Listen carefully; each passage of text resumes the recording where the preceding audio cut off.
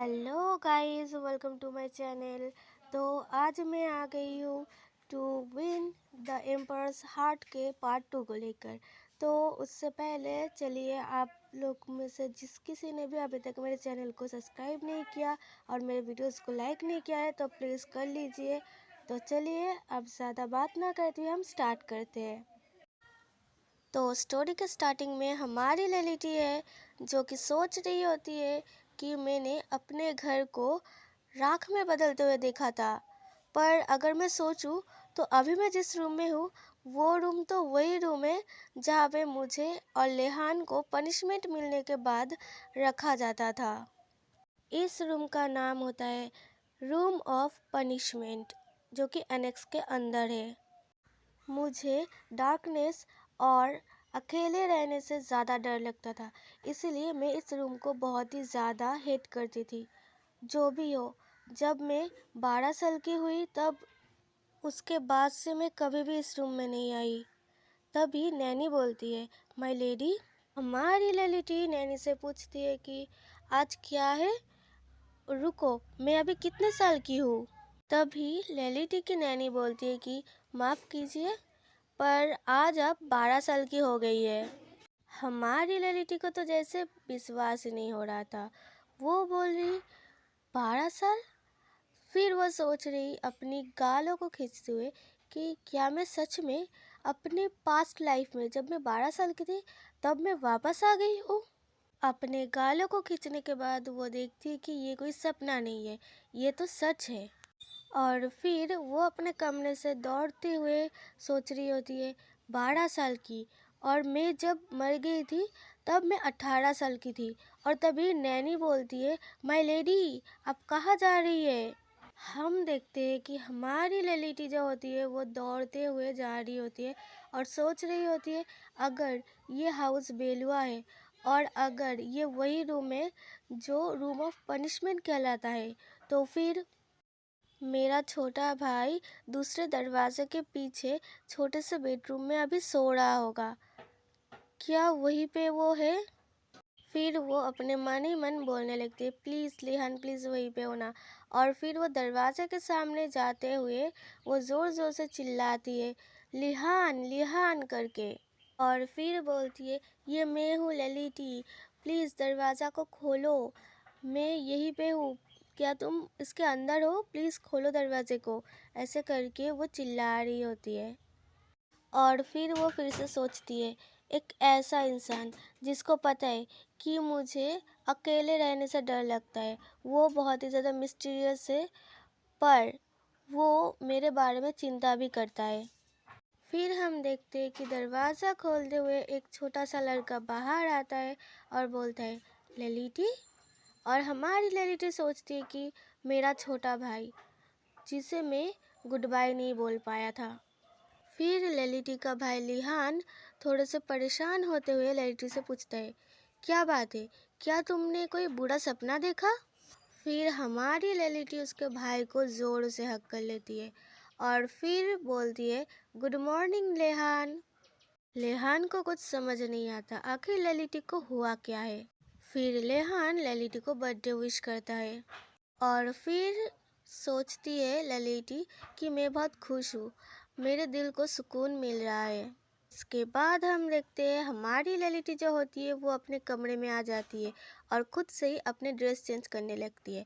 तभी हमारी ललिटी की जो ननी है वो बोल रही होती है, ओह गुडनेस माय लेडी, आप कब से अपने आप से ड्रेस पहनना सीख गई। तब हमारी ललिटी थोड़ी सी खुश होती है, बोलती है कि मैं ऑलरेडी 12 साल की हो गई हूँ नैनी, मैं अभी बड़ी हो गई हूँ। और तभी हमारी जो नैनी होती है वो बोलती है कि ऐसा लग तो रहा है कि हमारी छोटी सी लेडी अब बड़ी हो गई है, अब आप मेरे बिना ही सारा काम कर लेंगी। उसके बाद हमारी ललिटी दौड़ते हुए नैनी के पास आती है और बोलती है, मुझे ऊपर उठाइए। और तभी नैनी को कुछ समझ नहीं आता, वो बोलती है, माफ़ कीजिए। और फिर हमारी ललिटी बोलती है कि मुझे ठंड लग रही है, मैंने खुद से अपना ड्रेस पहना है और अभी बाकी का काम आप कीजिए। और हमारी जो नैनी होती है वो खुश हो जाती है और स्माइल करती है। और हमारी ललिटी को गोदी में उठाते हुए नैनी बोल रही होती है कि मेरी छोटी सी लेडी, अभी थोड़ी देर पहले आप ही ने तो कहा था कि आप बड़ी हो गई हो। हमारी ललिटी खुश होती है, बोलती है कि मेरे चेहरे को भी साफ कर दीजिए। और नैनी बोलती है कि आज आपका बर्थडे है, इसलिए मैं बस अभी के लिए ही करूँगी। और फिर उसे बोलती है कि क्या मैं आपके हेयर को बांध दूँ अच्छे से।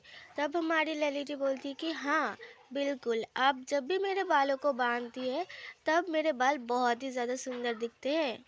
और फिर हमारी ललिटी सोचती है कि जिस साल मैं 15 की हुई, उसी साल मेरी नैनी को अपने होम टाउन लौटना पड़ा था और उसी साल उनकी मौत हो गई थी।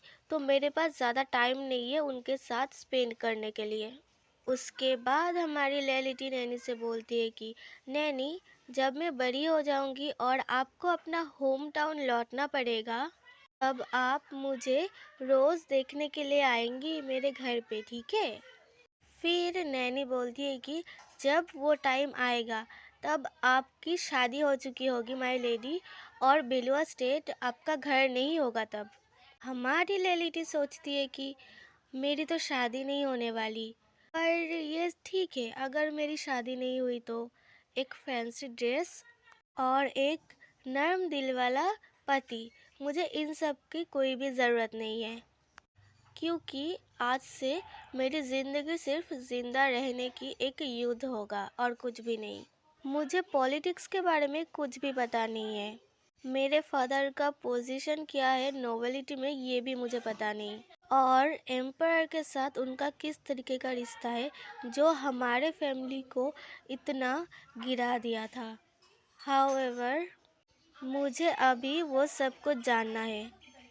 चाहे जो भी हो, मुझे उस शैतान एम्परर के सामने एक अच्छा इम्प्रेशन बनाना पड़ेगा। और फिर वो गुस्से में आकर के सोचती है कि ऐसा क्यों हुआ कि मेरे फादर को ऐसी ज़िंदगी क्यों जीनी पड़ी। और वो बहुत ही ज़्यादा गुस्सा करती है तब।